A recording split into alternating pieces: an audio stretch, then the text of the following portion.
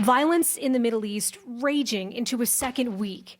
Despite mounting international pressure calling for a ceasefire, there's no sign of an end to hostilities. Israel bombing what it says were underground tunnels used by Hamas and Palestinian militants. And an airstrike Monday said to have killed a top commander with the Islamic Jihad militant group in Gaza.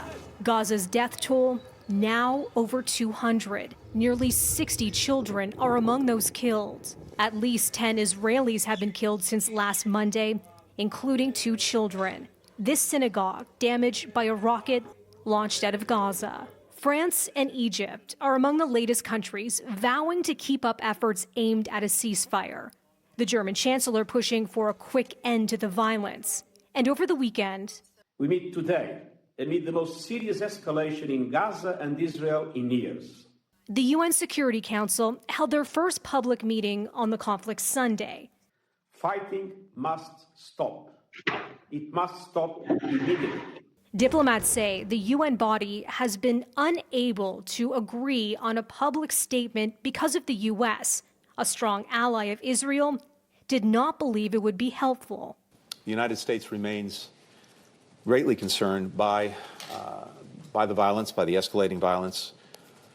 Hundreds of people killed or injured, including children being pulled from the rubble. On Monday, the U.S. Secretary of State stopped short of calling for a ceasefire between Israel and Hamas. Instead, he says the U.S.